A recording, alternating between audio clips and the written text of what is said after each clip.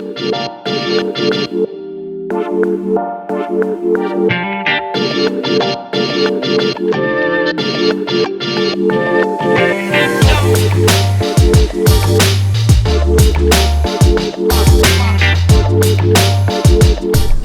everybody! Hello! What's my favorite trick? I get asked that a lot. What's up everybody, Shaun Murray here, and I want to talk to you about that question. What's your favorite trick? Honestly, my answer when people ask me that, the ones that I land. Now of course there's some tricks that are like more fun because of how they feel or it's a big accomplishment. But if I were to go and say like over all the years, the ones that when I make this trick, I'm like, that feels pretty cool. And that's what we're going for, is just like some fun, enjoyable feelings. Most of the time. Some it's because it's like, man, I want to try something new or overcome fears or fly through the air, whatever it may be. Of course, the Rayleigh is really fun for me, and that one feels like I'm flying more than anything. One that I just feel like it applies at any occasion, off of anything, is a backside 180. But it can even be an ollie backside 180 or a Powerslide backside 180, wake to wake, into the flats, whatever it may be.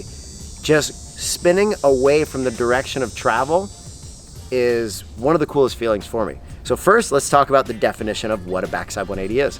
So anytime that you are traveling, let's say left foot forward, and your body is open to the direction of travel for the first 180, any spin from then on is going to be called a front side something, whether it's just a half a rotation or a 360, 540, all the way up to like a 1440, it's gonna be a front side something. So front side 180, front side 3, front side 5.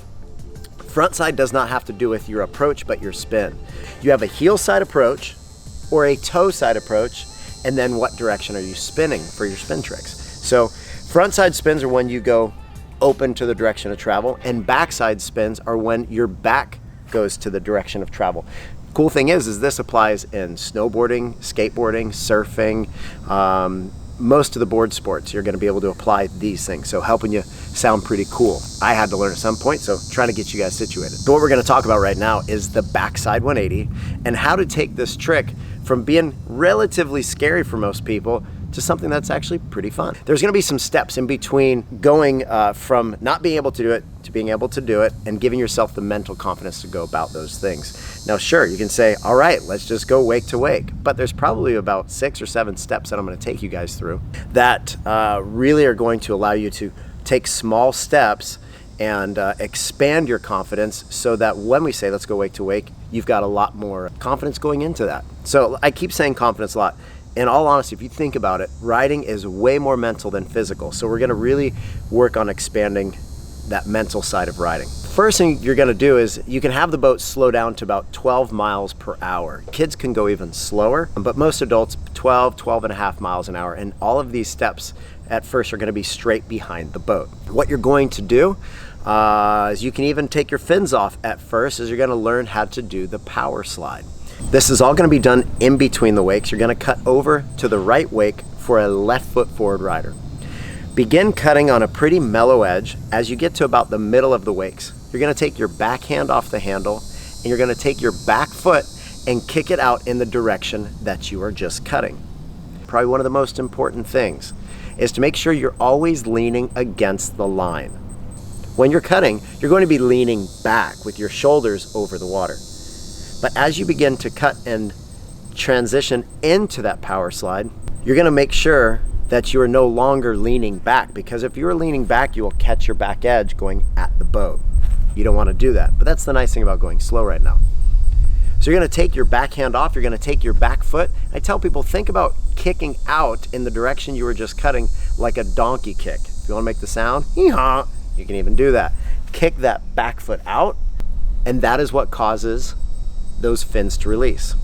Like I said, you can take your fins off at first and it'll make this transition a lot easier, but it's really important that your toes are the only thing that are scraping along the water with your heels up high. Also, keep the handle very still. You don't need to change much in your upper body. Your eyes can continue looking forward and only hold the slide for a very short amount of time and then stop. Practice this a bunch of times till you really feel how you can release those fins, slide on your toes, and have your chest be exposed to the water as opposed to your back leaning at the boat. Now the next step, either do the power slide outside the wakes, pretty far from the wake, but if you're gonna do that, you're gonna wanna bump the speed up to about 15 or 16 miles an hour. This is where it becomes really important that you're not leaning into the direction of travel. Rather, kick that board out from underneath you by taking that back foot, doing the donkey kick, and make sure that you are only on your toes and not sliding flat on the board. Now going back in between the wakes, keeping the speed around 12 miles per hour. Do the power slide, but now is where you're going to continue your rotation, spinning all the way around. You'll be surprised that it doesn't take much effort to get all the way around because that momentum will just carry you. Turn your handle hand upside down, knuckles up to the sky, and that will rotate your shoulders more, allowing the handle pass to happen. There's a couple different ways to pass the handle, which we'll talk about later in this video.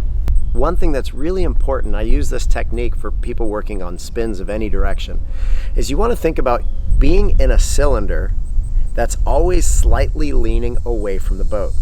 The reason for this is so that you don't stand up too much or lean at the boat and catch a heel or back edge at any time. You should always be leaning slightly against the line. So keep yourself inside that cylinder as you're spinning around. Don't think of this trick as like a start and a finish. You're riding the entire time around. As you pass the handle, make sure that you are leaning against the line, being ready to ride switch.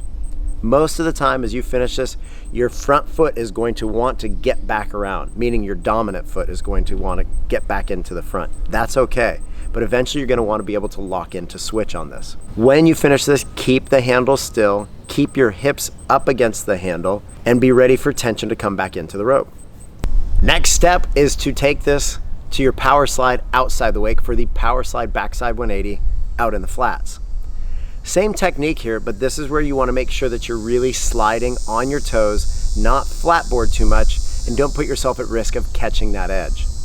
Yes, you can keep your fins off of the stage if it makes you feel a lot better about doing this mentally. Same technique. Cut out, keep the handle very still as you transition to one hand. Take your back foot, kick it into the direction that you were just cutting. Slide on your toes, leaning against the line. Turn that handle upside down, look over your back shoulder, and feel the handle pass.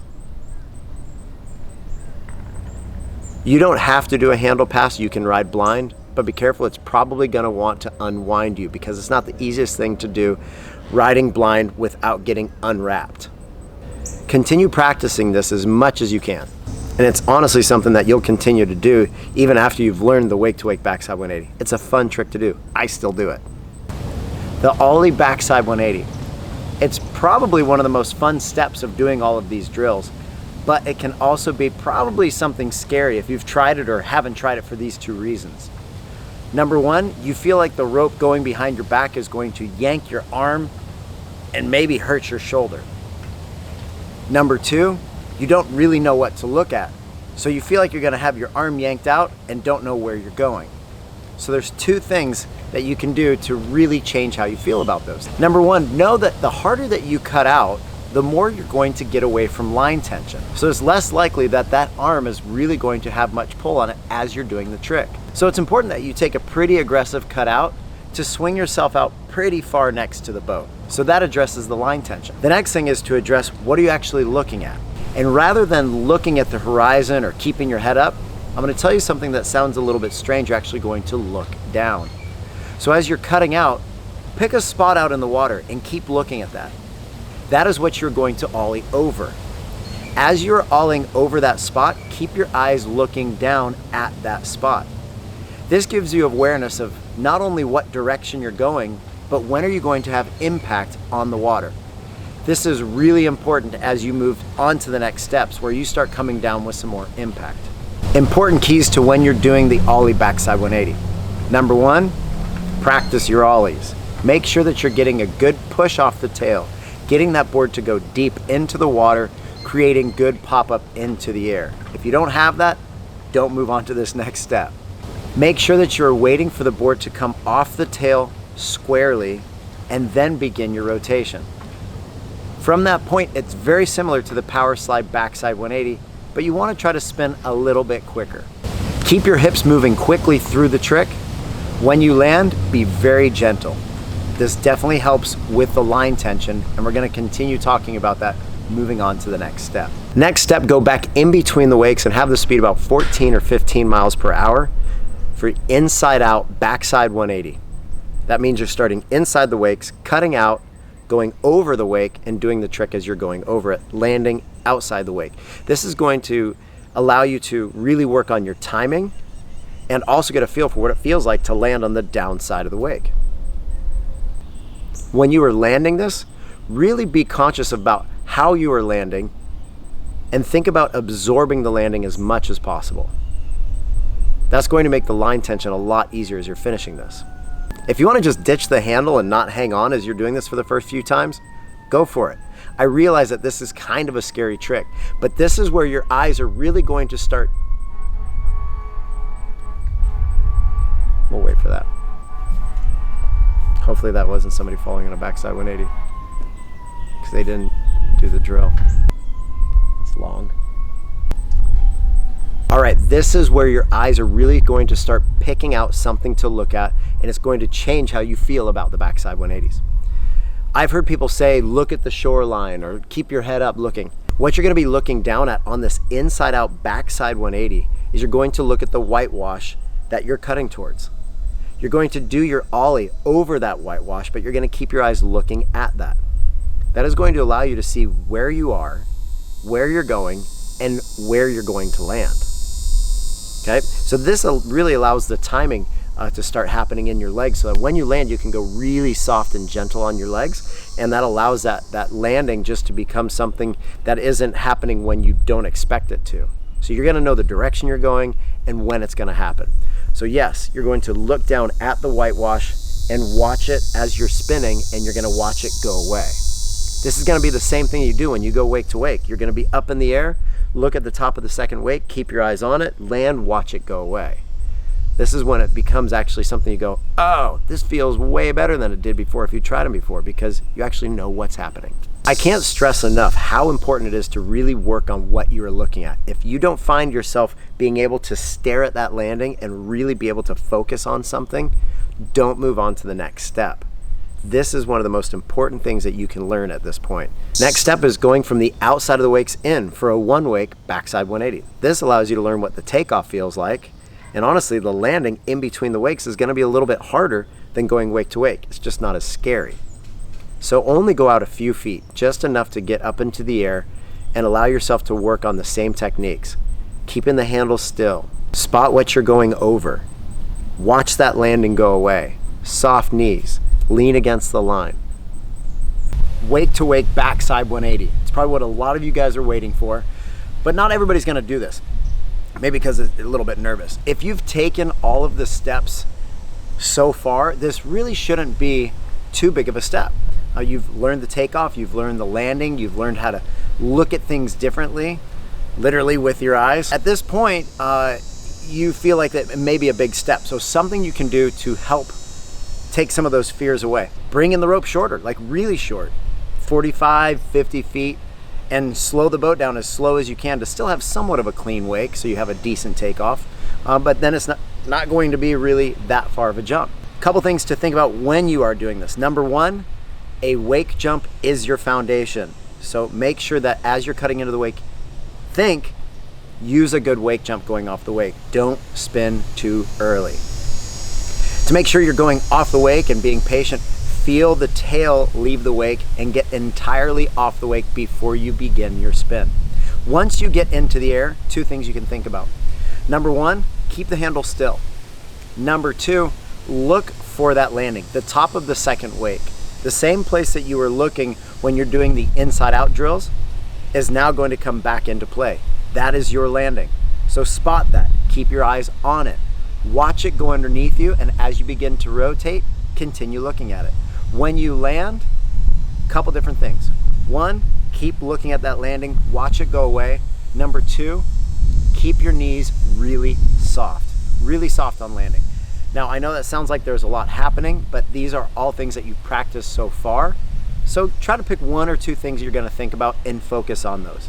If you shortened up your rope to do this, and you start getting more confident landing it, let your rope out, speed up a little bit. Let your rope out a couple feet, speed up a little bit. and just inch your way back to your normal riding length. Every time you make any kind of change in those variables, starting from the power slide behind the boat, going all the way up to the wake steps, there's a lot of steps that happen in between, but anytime you go from one step to the next, make sure that you're feeling confident before you move on to the next step. Like I said, this is one of my favorite tricks to do, whether it's off a roller, going off a double up into the flats, wake to wake, sliding around, whatever it may be. The backside 180 is something that I encourage you to add to your bag of tricks. I appreciate you guys watching, and honestly really appreciate it when you guys go and try these things if you're at that level, and I think a lot of people can really do this if you take the time. And if you have a good experience doing it, awesome. If it's not great, either way, in the questions and comments, do that below. I like reading those and getting good feedback or helping you guys out through the process. So I do appreciate your time checking this out, and I enjoy making these videos. So put your questions and comments below. If you haven't subscribed, do that. Also hit the little alert, the notification bell. That side. Anyway, hit the notification bell and you guys will know when I put out new videos. Tell your friends or something like that. But either way, enjoy your ride. Peace! I hope I remembered everything. Here's my notes. Oh, so the different ways that you can pass the handle. And there's different ways you can practice passing the handle. You can honestly just do it standing on land. That's where most people are gonna do it. Or if you have the ability to ride behind the boat and grab the handle behind your back, you can see that you can either go what I call knuckles up or palm to palm. If you can get yourself to pass palm to palm, that's going to really pay off in the future. When I really want to pass the handle quickly, when I go palm to palm behind and in front of me, that's when I can have the big spins happen.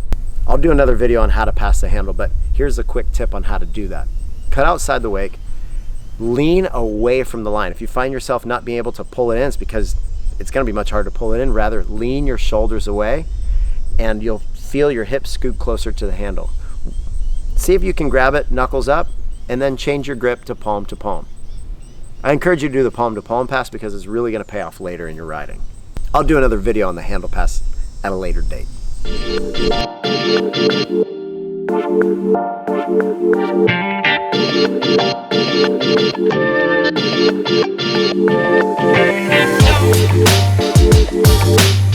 Soft, neat.